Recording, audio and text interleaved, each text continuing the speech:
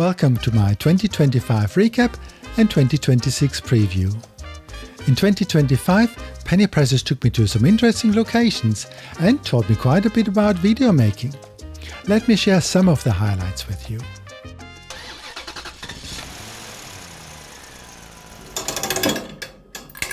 Don't forget to like, subscribe and share.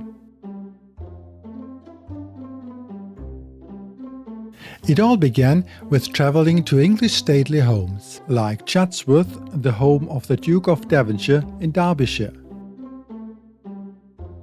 Harewood House in West Yorkshire, also featured in a Downton Abbey film. And Bronte Parsonage, where the Bronte sisters grew up.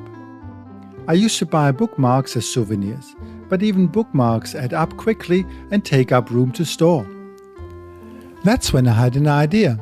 Pressed coins are small, affordable and usually found in interesting places. In a way, they are guides to attractions you might not have known otherwise. I started sharing travels and pressed pennies in WhatsApp updates. And surprisingly, the feedback was quite positive. People enjoyed seeing the places that we went to and the coins. Probably the places more than the coins. That's when the idea of Penny Presses on Tour was born. Location guides built around souvenir coin presses. Not everything from the planning video made it into the channel, but a lot did. We made it to London for my wife's exhibition piece, and I turned that visit into a video, of course including a penny press. I also completed my anniversary trilogy with a trip to Southampton and enjoyed learning about the city beyond the port. I also tried something new with my Hohenzollern video. It gave me the opportunity to introduce the cuisine from my home area and putting myself on camera. It was fun experimenting, and I'm still working on how to make videos like this one more discoverable. A real highlight was being mentioned on David's YouTube channel. A thumbs up from a fellow penny press enthusiast. Earlier this year, our YouTube channel hit 1,000 subscribers, and to celebrate, I wanted to help one of you create your very own elongated coin. This design was created by Martin from the UK as a business card and advertisement for his YouTube channel, Penny Press on Tour. We liked the penny machine design featured in the middle of the coin and was one of the few vertical designs we had received for the contest. Be sure to check out Martin's YouTube channel, I've got it linked down in the description below. Any good review should include a few bloopers, like this one pretending to be in Germany. Back in Southampton, it's time to visit the only penny press here. No, something more important, the penny press. This is the Gothic reconstruction. Here I am at the marketplace of Schönberg, it's Market Square. Guten Morgen.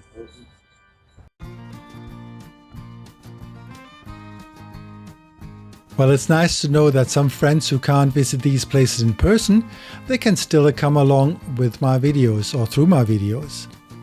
And I enjoy experimenting, trying new ideas and learning what works. Here I want to summarize 4 key lessons I learned in 2025. The first point is plan thoroughly. One real estate videographer suggests filming for the edit. Another travel vlogger suggested to decide what story to tell before going out to film. Tim Runier recommends to write and even record the voiceover before starting to film. The second point is master the basics. Like a few basic shots such as a push forward or a reveal shot. A good point is to establish the location before showing a detailed shot. And something that I'm still working on is the ninja walk for smooth footage. And here's an attempt to put it all together.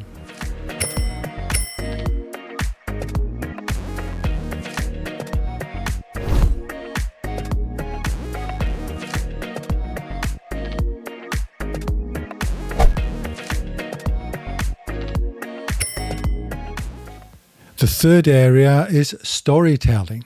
Here's an excellent clip from Tim's video, which he kindly allowed me to use here. So then how do you get clear what your story is actually about? Well, that's where the 5-line story method comes in. So this is the method that I've been using to create almost all my story-driven videos. The only thing you have to do is write 5 lines. So watch this. So your first line will be about the situation. That's the starting point. Where are we and what's happening and how does the world look like where we're in? The second line will be about the desire. So what does the character want? What does he want to obtain or what does he want to reach? The third line is about the conflict. What gets in the way? Where's the tension or what is an obstacle that makes it hard to reach the desire? Then the fourth line is going to be about change. So what happens that shifts something? This could be a turning point in the story, something big or something small, or just a different way of seeing something. And then the fifth and last line is going to be the result. So how does it end? What's the new reality and how is the situation different now from when we started? This framework helped me to shape my video on Schönberg. For the first step, I tried to introduce this small town. The second thing was to establish the desire for a peaceful atmosphere.